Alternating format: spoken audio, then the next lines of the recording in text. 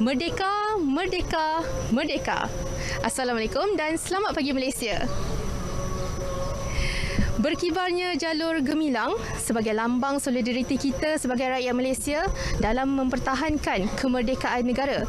Dan saya kini berada di Wisma Persekutuan. Seperti anda dapat lihat di sekitar saya ketika ini, kenderaan rasmi jabatan kini dihiasi dengan bendera jalur gemilang sebagai bendera yang menjadi kebanggaan negara kita.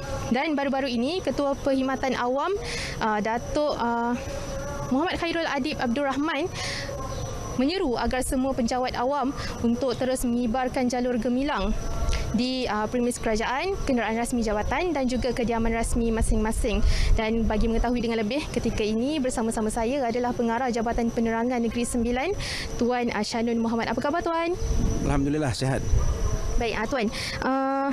Apa yang Tuan boleh katakan mengenai peranan penjawat awam di Negeri Sembilan dalam terus menyemarakkan semangat kebangsaan dengan mengibarkan jalur gemilang? Ya. Sebagaimana kita sedia maklum bahawa jalur gemilang ini adalah lambang simbol kepada kedaulatan, kebebasan dan kemerdekaan negara. Dan sebagai penjawat awam sudah semestinya kita yang mendukung kerajaan mesti menunjukkan contoh dan teladan yang baik untuk memastikan bahawa kita menjadi orang yang pertama untuk mengibarkan jalur gemilang. Kerana apa? Kerana dengan mengibar jalur gemilang ini membuktikan bahawa menampakkan sifat patriotik dalam diri kita dan juga dalam kalangan rakyat negara ini.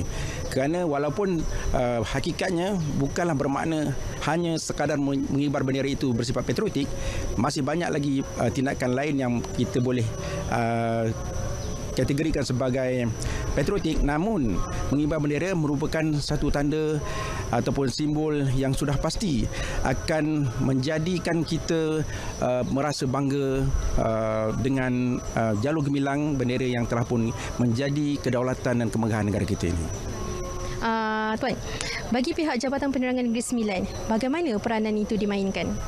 Ya, di Jabatan Penerangan Negeri Sembilan khususnya kita sudah merancang beberapa program lah untuk menggelorakan, menyemarakkan semangat patriotisme dalam kalangan rakyat khususnya di Negeri Sembilan ini dengan mengibarkan jalur gemilang di premis rumah kediaman dan bangunan-bangunan kerajaan. Dan untuk itu kita telah merancang dua program utama, iaitu pertama yang kita namakan Merdeka at Community.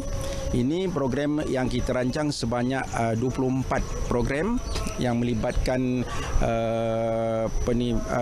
orang ramai terlibat dalam program ini, iaitu 3 program untuk satu parlimen dan kita ada 8 parlimen, so 24 lah. Dan untuk satu lagi lah program kita namakan IOW Merdeka. Yang ini kita rancang sebanyak 140 program, iaitu 20 program bagi setiap daerah. Dan untuk makluman, setakat ini Jabatan Penerangan Negeri Sembilan telah pun melaksanakan 95 program melibatkan 443 lokasi lah untuk kita menyebarluaskan bendera dan menggalakkan orang ramai untuk mengibar bendera. Termasuk juga dengan kerjasama yang kita buat dengan jabatan agensi kerajaan di seluruh Negeri Sembilan. Sebelum ini kita sudah pun buat kerjasama dengan Bomber, dengan Polis Diraja Malaysia, dengan AADK, dengan Jabatan Kemajuan Orang Asli dan pelbagai jabatan lain untuk mereka juga sama-sama bersama dengan kita menyemarakkan semangat patriotik, menggelorakan semangat patriotik ini dengan mengibarkan jalur gemilang.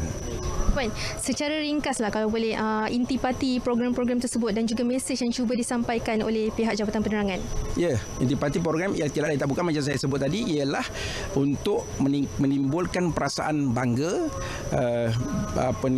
terhadap bendera jalur gemilang, lambang kedaulatan, kebebasan dan kemerdekaan kita yang telah pun kita capai sejak 63 tahun yang lalu, di mana bendera jalur gemilang ini kita sedia maklum bahawa telah pun dinaikkan pada malam 30 Ogos pada tahun 1957 dan turunnya bendera Union Jack, maknanya berakhirnya penjajahan British pada waktu itu, sehinggalah sekarang ini inilah lambang kemerdekaan, kebebasan dan kedaulatan kita. Dan dengan itu kita sangat-sangat menggalakkan orang ramai supaya memperlihatkan sifat patriotik ini ialah dengan mengibarkan jalur gemilang. Dan itulah objektif program yang saya sebut tadi.